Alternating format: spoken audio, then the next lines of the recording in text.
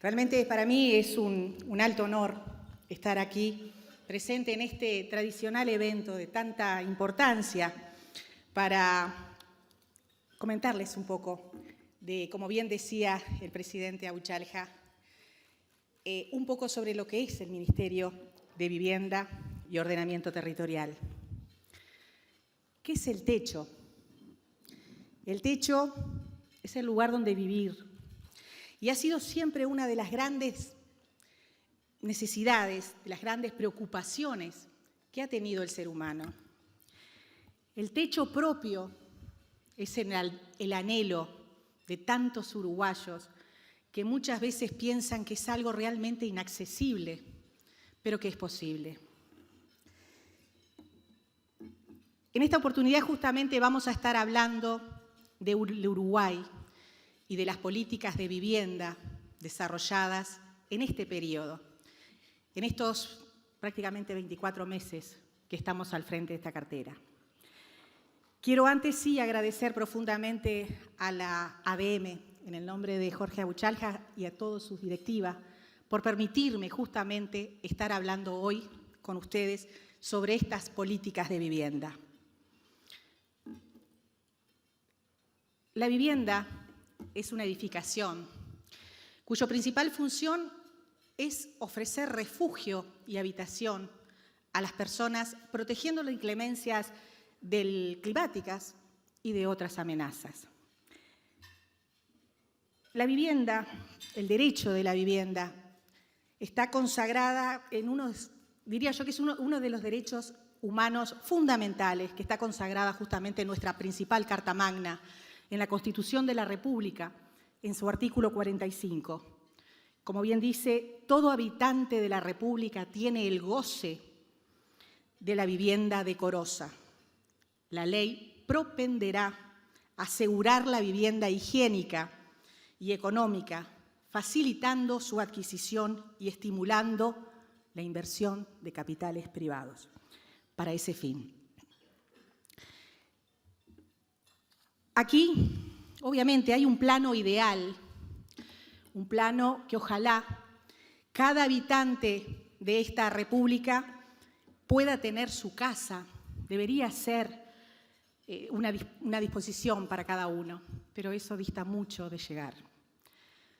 El Ministerio tiene cometidos y ese cometido justamente es diseñar e implementar políticas públicas, participar e integrar en materia de vivienda, territorio, para promover la equidad y el desarrollo sostenible, contribuyendo a la mejora de la calidad de vida de los habitantes de ese país. En el común de la gente, si salimos a la calle y nos empezamos a cruzar con la gente, la mayoría del pueblo uruguayo cree que el Ministerio tiene un número infinito de tierra, por ejemplo, un número infinito de casas para poder entregar, pero eso dista mucho de la realidad.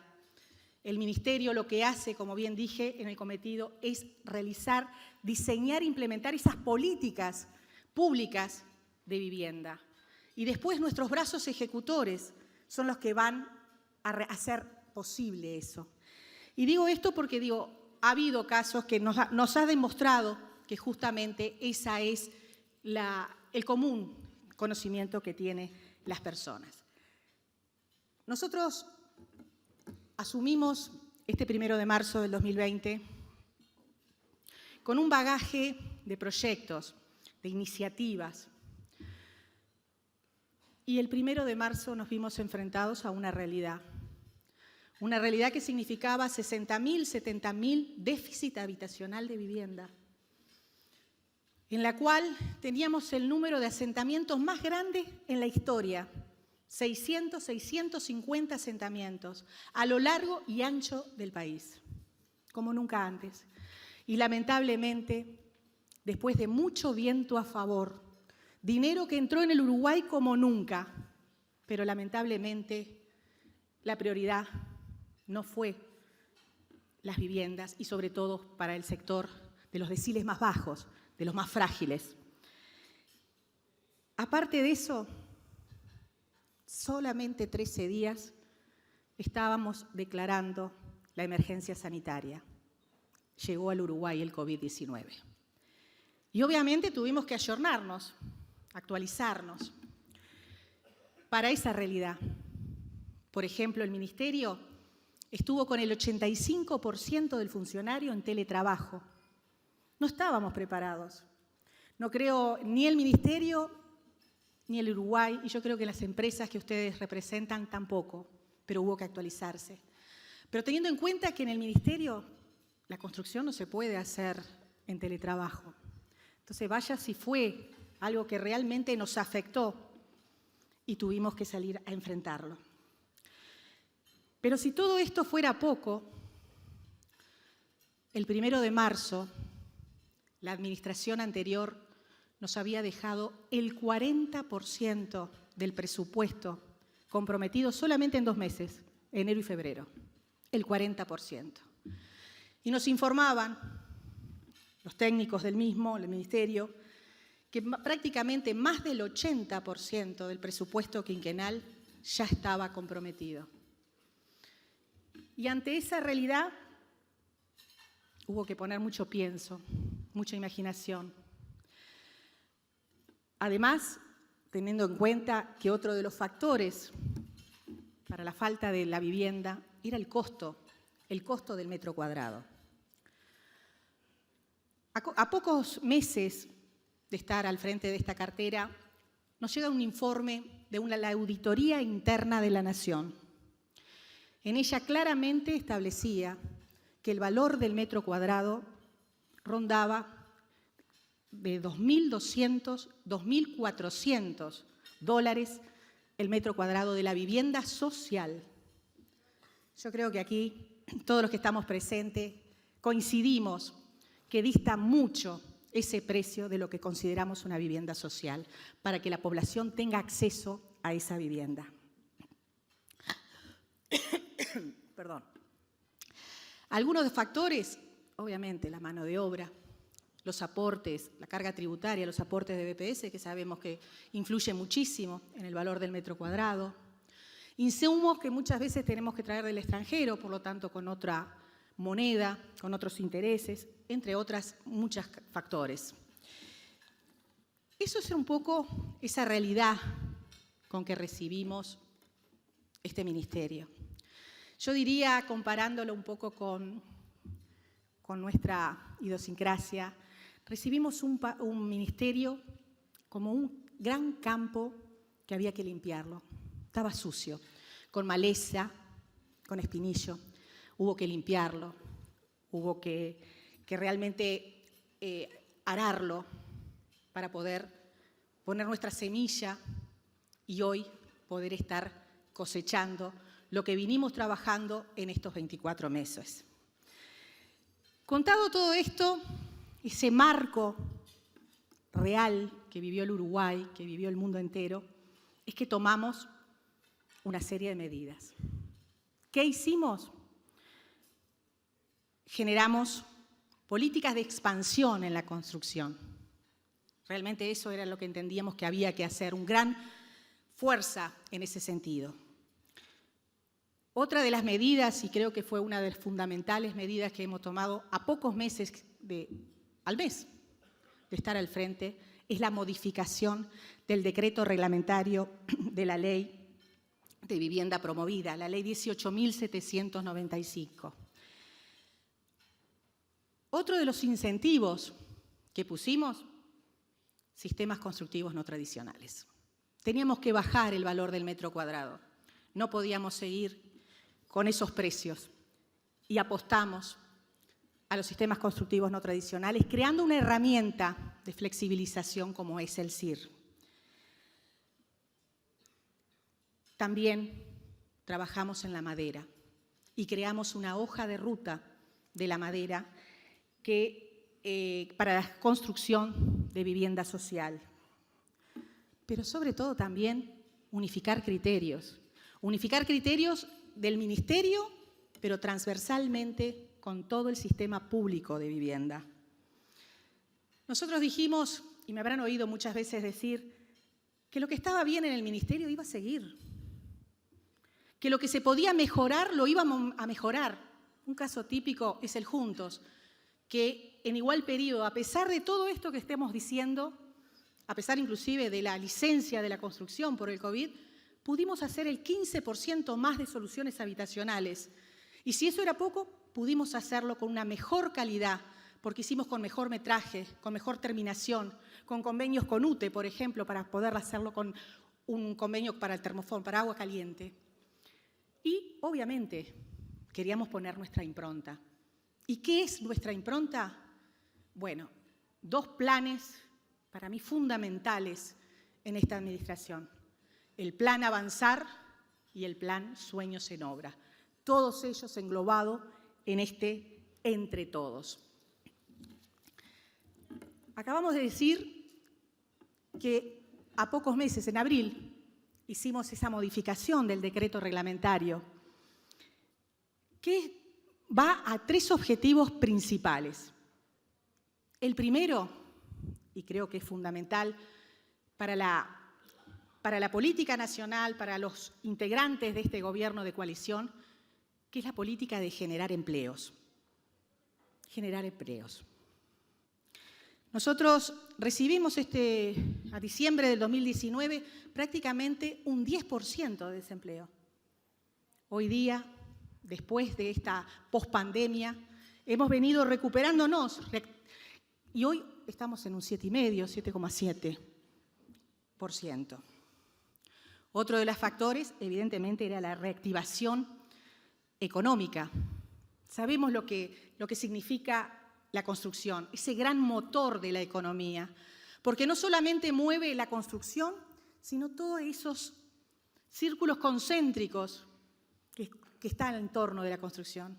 Quizás en Montevideo no se vea tanto, pero cuando viajamos al interior vemos todas las actividades, la barraca, la ferretería, diría yo hasta la carnicería, por así decirlo. Entonces, realmente, ese derrame que hace es bien importante en la construcción.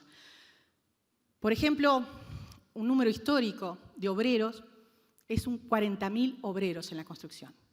En el mes de mayo, estadísticamente, se marcó que hubo 58.000 obreros participando de la construcción.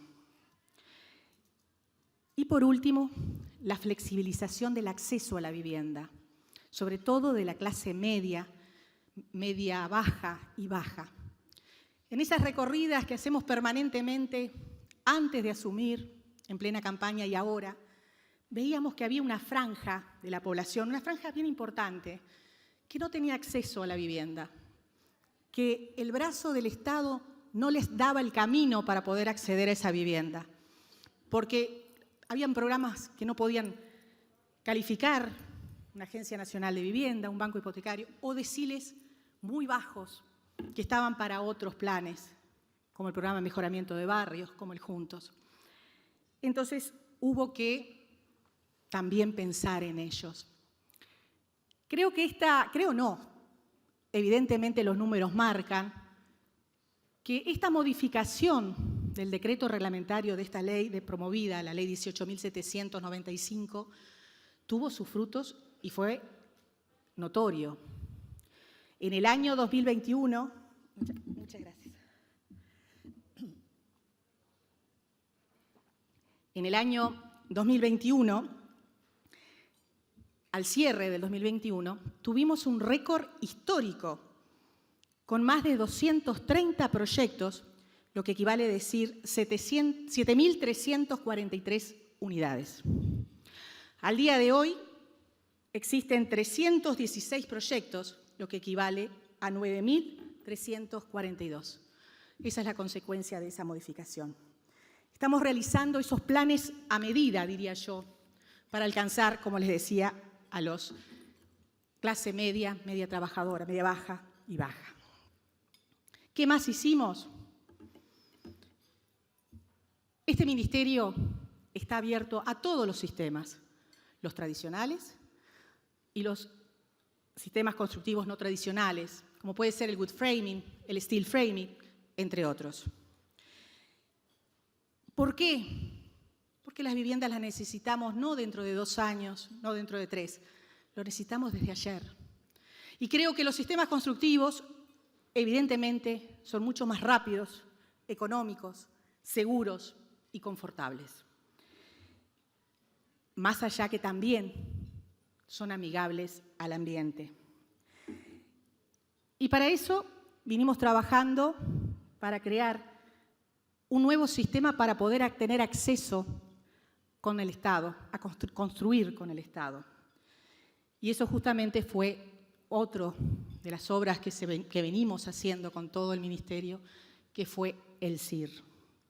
Pero también, para poder seguir bajando ese valor del metro cuadrado, también tuvimos que estar trabajando permanentemente en forma coordinada con el Banco de Previsión Social por la tabla de aportes.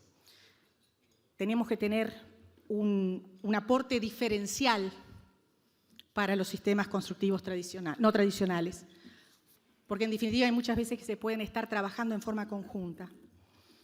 ¿Y qué quiere decir construir con el Estado? Bueno, justamente poder participar, ya sea en llamados, presentar proyectos. Cuando asumimos el Ministerio, tenía una sola puerta, diría yo, de acceso a esa posibilidad, que era el DAT, el Documento de Aptitud Técnica. Hoy por hoy hemos construido una nueva posibilidad, que les decía recién, que es el CIR, el Certificado de Inscripción Registral por Declaración Jurada. Eso fue una resolución que se hizo, resolución 118/2021, en la cual a mí me gusta decir que es una herramienta de flexibilización que inclusive democratiza a la construcción, porque hoy por hoy todos pueden participar, porque el DAT generaba costos, tiempo, pruebas, inclusive testeos que se tenían que realizar fuera de frontera, y eso tenía un costo para la empresa que no todos podrían.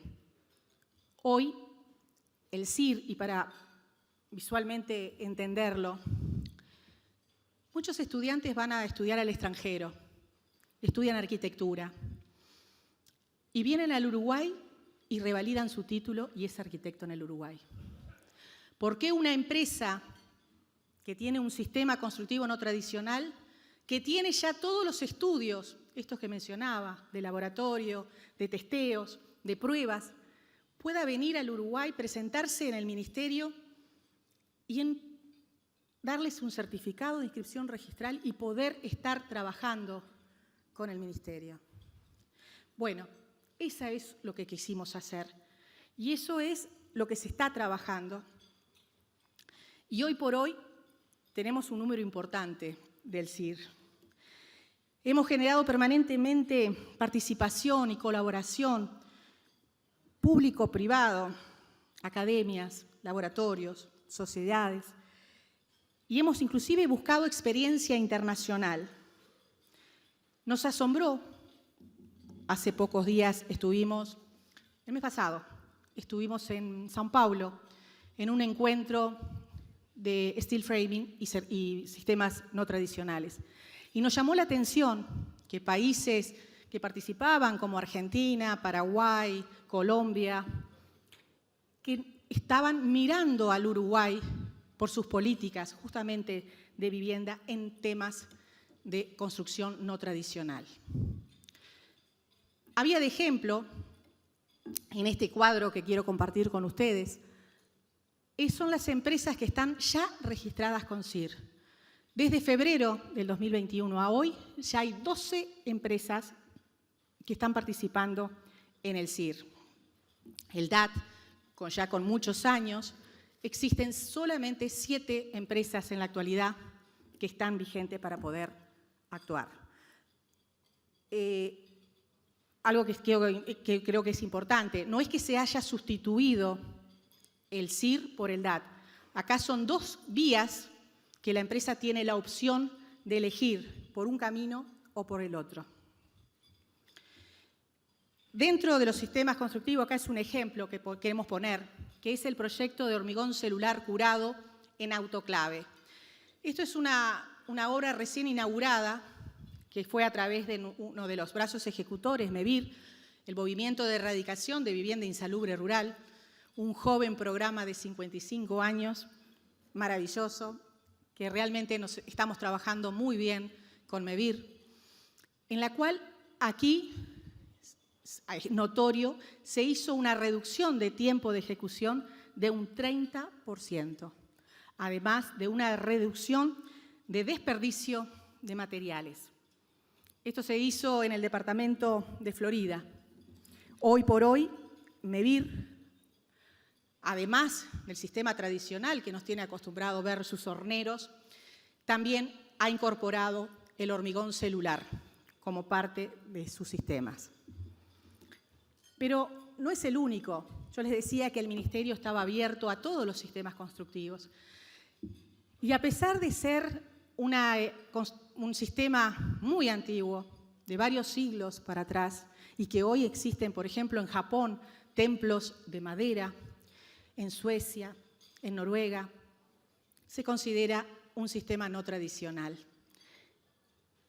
Y vemos y entendemos que el Uruguay, con tantas hectáreas de montes plantados, por ejemplo, hay más de 160.000 hectáreas de pino, que eso equivale a 59 millones de metros cúbicos de madera, ¿por qué no construir en madera?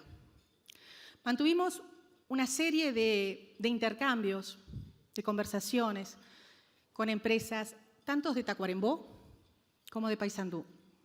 Y ambas nos decían que el 95% de la producción se iba directamente al puerto de Montevideo y de allí al mundo, sin ningún tipo de valor agregado. Vemos que a pesar de la exportación que se puede hacer, a pesar que se procese y se hagan paneles, el número es tan importante que creo que es una opción más que válida para construir viviendas. El compromiso del gobierno uruguayo es impulsar justamente el uso de la madera y dar un valor agregado a ese material. Porque probablemente después que se vaya por el puerto vuelva nuevamente con un valor agregado dado en otras latitudes. Este proyecto, este plan que hemos realizado, acá mostramos la construcción de vivienda, la hoja de ruta. Hubo todo un proceso. Allí el BID, conjuntamente con el Ministerio, aportaron técnicos de Chile, de Uruguay, y presentamos hace un par de meses en el Palacio Legislativo esa hoja de ruta. Y allí presentaron lo que ellos denominaron barreras. Yo les denomino miedo. Y miedo propio por el desconocimiento. El uruguayo le gusta tocar, le gusta el ladrillo, pero realmente el sistema constructivo no tradicional no es por no ser tradicional, ser de mala calidad, por el contrario. Y allí nos mostraron, por ejemplo, la barrera del fuego. Y nos sorprendió oír que el retardo del fuego en la madera es mucho mayor que la del acero, por ejemplo. También nos hablaban del mantenimiento de las casas en madera, pues el mantenimiento no deja de ser mayor que cualquier casa tradicional. Y basta con circular por la Ruta 10, de la Barra de Maldonado hasta José Ignacio, ver casas, diría, de alta gama, por así decirlo, en construcción de madera, terminando en José Ignacio con un hotel construido en madera. Entonces, ¿por qué no optarlo y agregarlo como una posibilidad, una opción para la construcción de vivienda social? Aquí un nuevo ejemplo quiero compartir con ustedes. Aquí es MEVIR. MEVIR con la construcción de madera. El Ministerio con su brazo ejecutor, con la colaboración de la Intendencia de Rivera, que nos cedió el terreno, pero también y lo quiero recalcar, la participación de promotores privados para brindarnos ese material. Aquí, fíjense en que nosotros hicimos el lanzamiento en Montevideo el 5 de agosto del año pasado. Tan solo 4 meses, el 23 de diciembre del mismo año, los participantes estaban ingresando en sus hogares. Vaya alegría, solo 4 meses. Entonces, este tiempo de reducción, lo que hablábamos hoy, las casas las necesitamos para ayer. ¿Cómo no va a ser una muy buena opción para la vivienda social? También una reducción del valor que ronda en el 43% de la vivienda. Tan bueno ha sido este plan que lo hemos trasladado también para Las Flores, también en el departamento de Rivera, pero lo hemos llevado a Estación Cuaró del departamento de Artigas. Pero no solo el brazo ejecutor de MEVIR va a estar aplicando la construcción de madera, sino también la Agencia Nacional de Vivienda tiene un proyecto en altura aquí en Montevideo y el programa de mejoramientos de barrios tiene proyecto de un Zoom del salón comunal, salón de uso múltiple para sus trabajos en los asentamientos.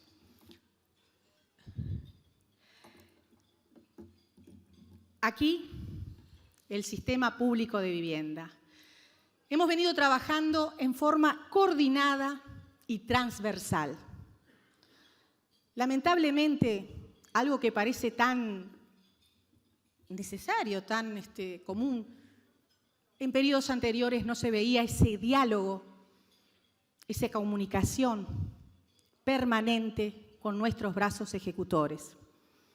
A los 4 meses de haber asumido, citamos al sistema público de vivienda.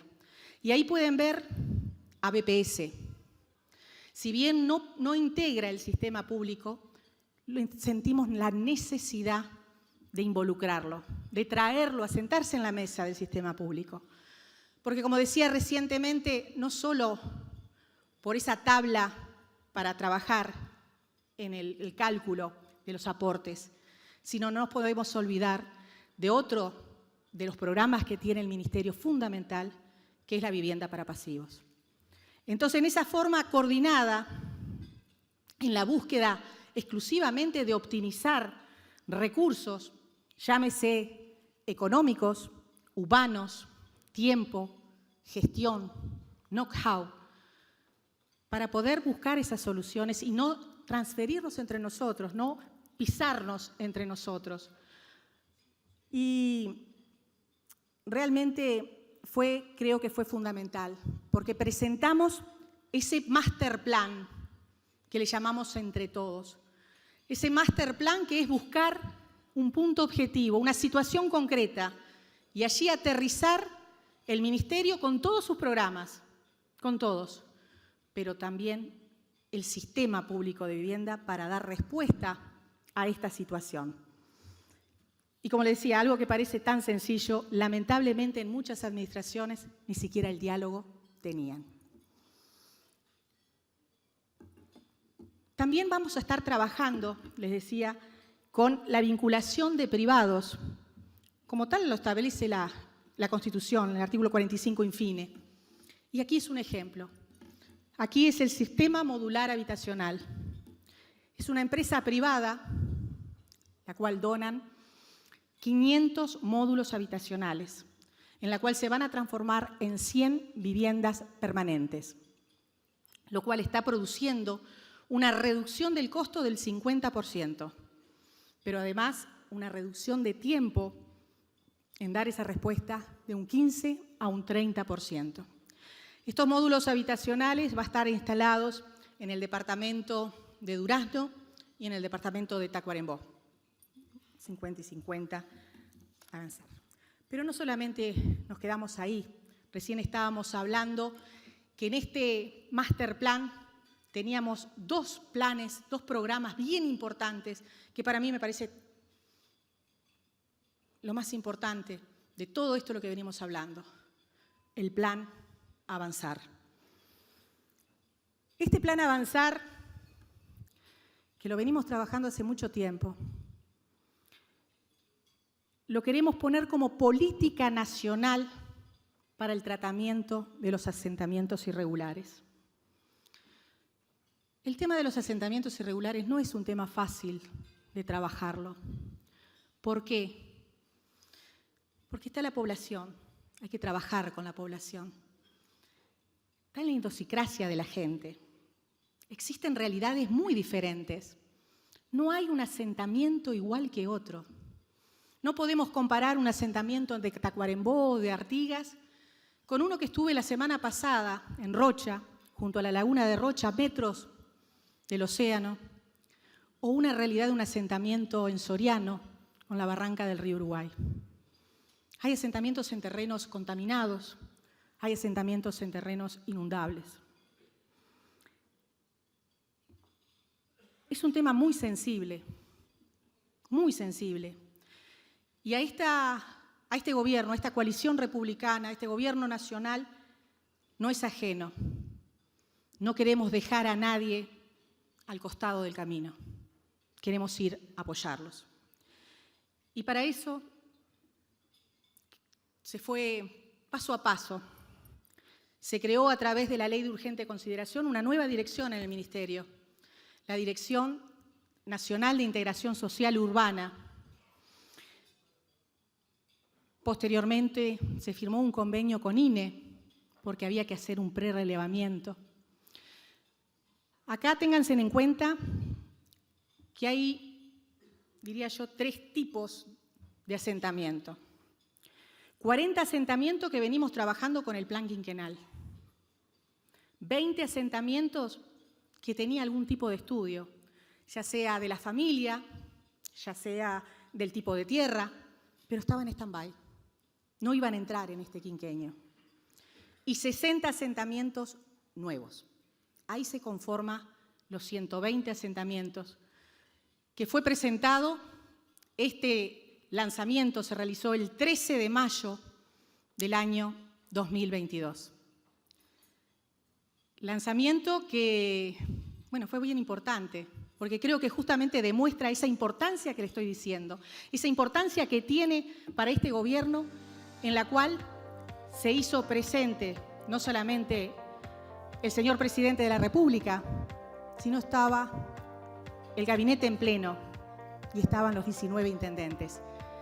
Allí creo que en ese marco fue la presentación de estos 120 asentamientos que vamos a estar trabajando. Obviamente, como les decía, acá no es solamente darle una solución habitacional a los que habitan en ese asentamiento. Hay una construcción de comunidad y ese es el seguimiento que hay que hacer antes, durante y posterior a la entrega de esa solución habitacional. Pero no nos podemos olvidar de otro trabajo que sí hay que hacer, que es la prevención. Porque evidentemente si no trabajamos sobre la prevención, esto es no acabar, es una bola de nieve que no se termina más. Aquí hemos creado, la primera herramienta fue la firma de un convenio con el Congreso de Intendentes. Y esto no es menor, porque ustedes saben que tiene que tener la unanimidad, es decir, los 19 intendentes con la conformidad. Y así se logró. Se logró firmar ese convenio marco. Y hoy estamos en otra etapa. Empezamos a trabajar con los convenios específicos. Y nos pusimos una meta. La última semana de este mes tienen que estar firmados los 19 departamentos. Pero nos pusimos también otro requisito. Queremos ir al lugar, en cada intendencia, ir al asentamiento y hablar a la gente, a decirles que hoy esa luz que parecía inalcanzable, esa llama, hoy es una realidad. Y así lo estamos haciendo, y les puedo decir con satisfacción que el norte del Río Negro ya está todo firmado. La semana pasada, Rocha fue el último departamento de la zona este. y ya nos quedan algunos departamentos que vamos a estar yendo, subsecretario, para estar firmando ese convenio específico, en la cual son ellos, esa coordinación que estamos haciendo con la Intendencia, porque en definitiva el vecino, la primera puerta que tiene para golpear es con las intendencias y es con los municipios. Por eso ese trabajo coordinado es bien importante, porque nadie mejor que ellos para dar esa prioridad. Y así se trabajó y así fue la selección que se realizó de cada uno de los asentamientos. Tenemos que estar un paso adelante. Y ese es el compromiso que hizo la Intendencia en el tema de la prevención.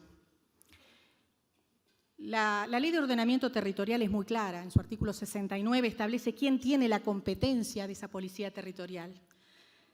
Tenemos que trabajar con el ordenamiento territorial, desde el Ministerio, con las intendencias, justamente para prever para dónde queremos esa mancha urbana ser dirigida, llevarles los servicios, porque en definitiva los asentamientos no dejan de ser un fraccionamiento per se. Entonces vamos a prevenir eso para que no siga ocurriendo, porque la respuesta, el asentamiento crece a un ritmo vertiginoso y la respuesta que da el Estado es otra. Yo creo que con esta visión, con este trabajo en conjunto, con esa mirada holística de los 19 departamentos, cosa que nunca antes se había dado, vamos a estar trabajando en los 19 departamentos en forma conjunta. Pero no solamente el Ministerio, sino el Sistema Público de Vivienda. Porque aquí va a estar, por ejemplo, en Montevideo, la Agencia Nacional de Vivienda, donde tiene un asentamiento en padrones de su cartera. También MEVIR. Firmamos un convenio específico con MEVIR, en la cual va a estar participando en 20 proyectos, en 7 departamentos, que eso nos enorgullece mucho, porque sería muy tonto de nosotros, después de esa vasta experiencia, de esa expertise que tiene MEVIR, que les decía a ustedes recién de hace 55 años, no tratar de apoyarnos en ellos, de involucrarlo para poder dar una solución mucho más rápida, eficiente. Y la pregunta que nos hacen siempre, ¿cuándo arranca el Plan Avanzar? Pues señores, el Plan Avanzar arrancó el 1 de marzo del 2020. Nosotros estábamos trabajando desde el primer día y esos 20 asentamientos que estaban en el plan quinquenal, no solo algunos ya se han terminado, ya le hemos entregado las viviendas. Esto es una continuidad. Hemos agregado esos 120 asentamientos que no estaban previstos en el quinquenio. Y por último, y no menos importante, el sueño en obra.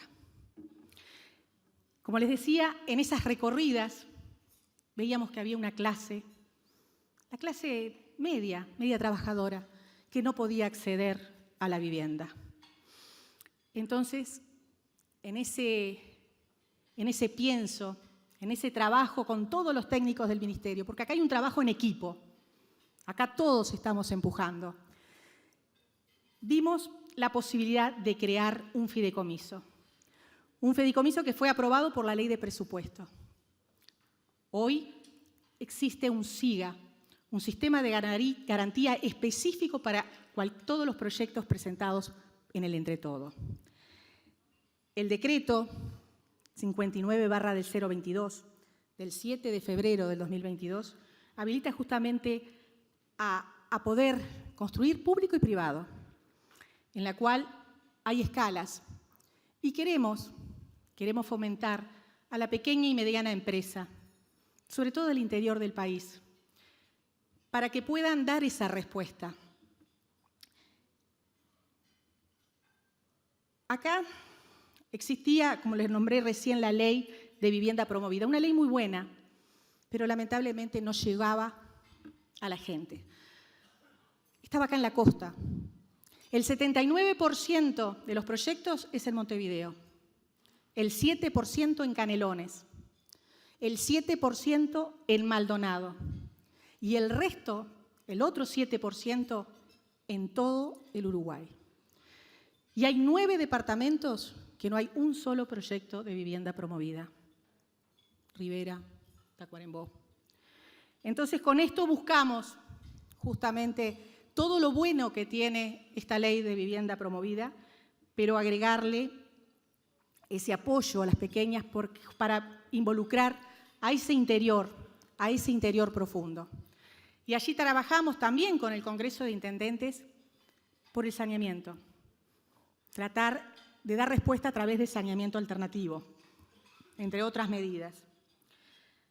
Acá queremos potenciar justamente una modalidad que tiene el Ministerio, que es el alquiler con opción a compra.